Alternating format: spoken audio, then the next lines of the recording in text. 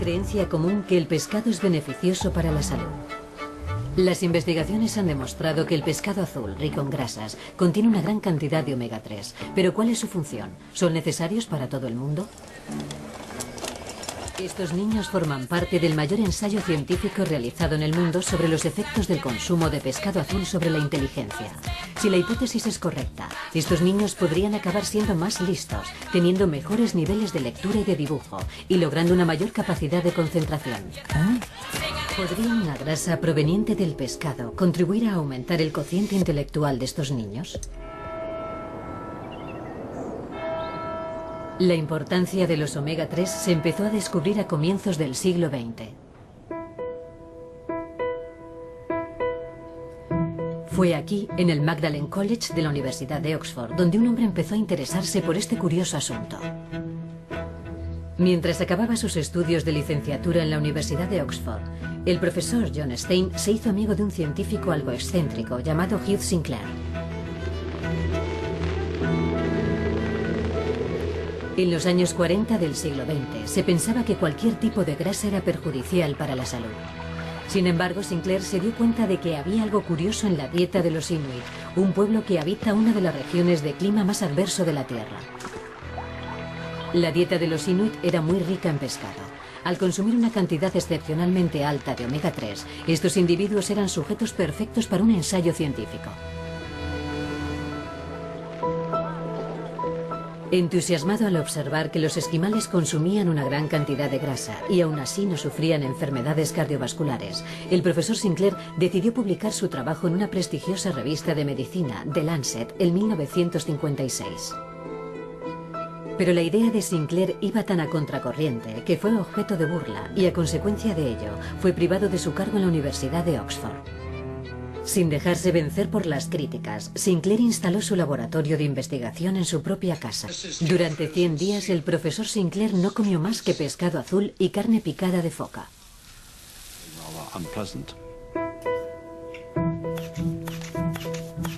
Mientras seguía esa dieta, Sinclair realizó un experimento bastante extraño. Se hizo un corte y observó cuánto tardaba la herida en dejar de sangrar. Al principio sangró durante 2 minutos, pero pasadas varias semanas, la hemorragia tardó 50 minutos en cortarse.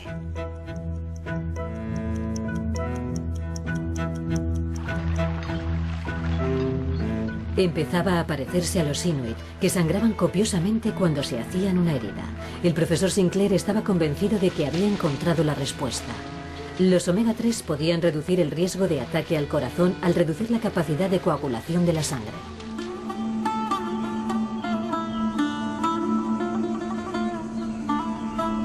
Después, un extraño hecho ocurrido en Grecia arrojó una nueva luz sobre el problema. Los científicos notaron que la esperanza de vida de la población griega era excepcionalmente alta. Este ensayo fue el primero en demostrar que la población de la isla griega de Creta tenía un índice muy bajo de enfermedades cardiovasculares, una tasa de cáncer muy baja y una vida muy larga. La doctora Artemis Simopoulos es presidente del Centro de Investigación Genética para la Nutrición y la Salud de Washington.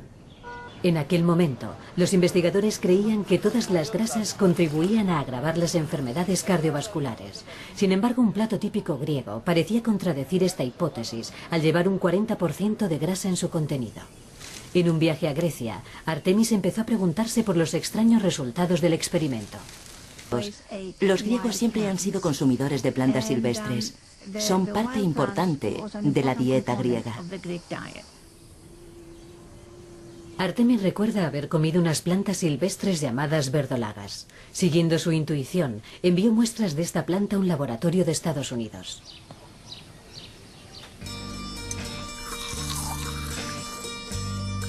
Para su sorpresa, la verdolaga contenía omega 3.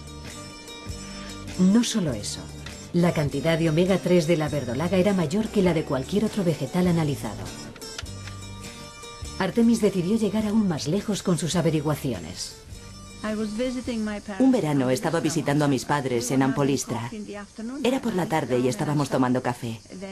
Cuando miré hacia abajo, vi que las gallinas se habían escapado de su corral y se habían metido en el jardín donde crecía mucha verdolaga.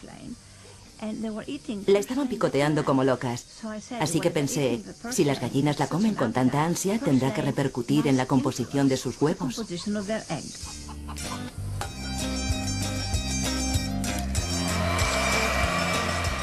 Cuando llegaron los resultados del laboratorio, Artemis resultó estar en lo cierto una vez más. Los huevos de aquellas gallinas contenían un 20% más de omega 3 que los huevos de las criadas con pienso.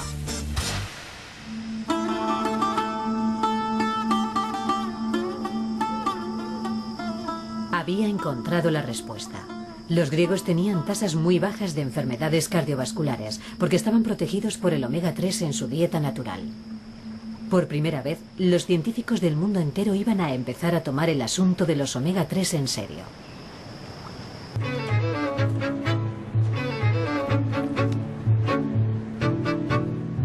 El trabajo de Tom Sanders, junto con otras investigaciones, ha podido demostrar que tomar al menos 1 gramo de omega 3 al día puede evitar que una persona que haya sufrido un infarto vuelva a sufrir otro.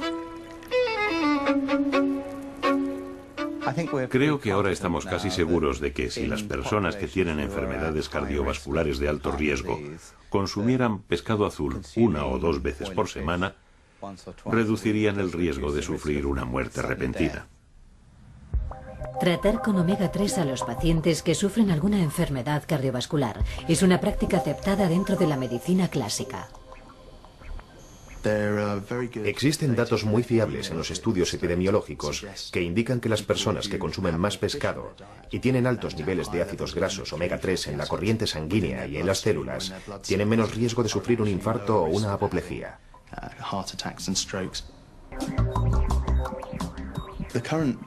los pacientes que ya han tenido un infarto se les recomienda actualmente que tomen aspirina para reducir la coagulación de la sangre.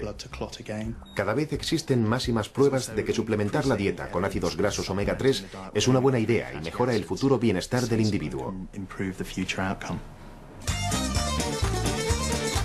50 años después de haber sido expulsado de la Universidad de Oxford, Sinclair por fin es reivindicado. Parece ser que los omega 3 nos protegen de las enfermedades cardiovasculares. Pero esto era solo el comienzo.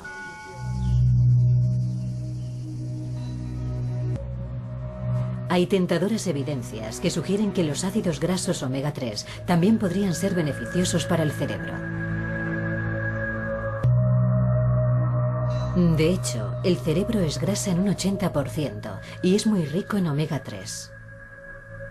Aproximadamente 1/10 parte del cerebro está compuesta de estos ácidos grasos.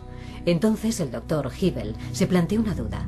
¿Qué le ocurriría a nuestro cerebro si no consumiéramos suficiente omega 3? El doctor Hybel hizo caso a su intuición y empezó a averiguar cuánto pescado come la gente en el mundo entero. Sudáfrica, por ejemplo, es el país que menos pescado consume. El Reino Unido está en un término medio.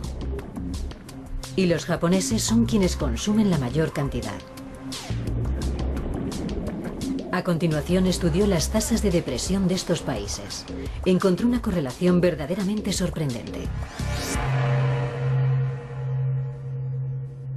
El riesgo de sufrir una depresión era 50 veces superior y estaba relacionado con la cantidad de pescado ingerida. Me quedé atónito al ver los resultados. Llevaba más de 5 años intentando encontrar la relación entre depresión e ingesta de pescado en cada país. Y de repente la encontré. Los habitantes de los países donde se consumen pequeñas cantidades de pescado eran 50 veces más propensos a padecer una depresión. Por ejemplo, los alemanes toman menos de 10 kilos de pescado al año por habitante y 5 de cada 100 sufren depresión. Por el contrario, en Japón, la tasa de depresión es inferior. Menos de un 1% de la población sufre depresión y en cambio se consumen 65 kilos de pescado por habitante.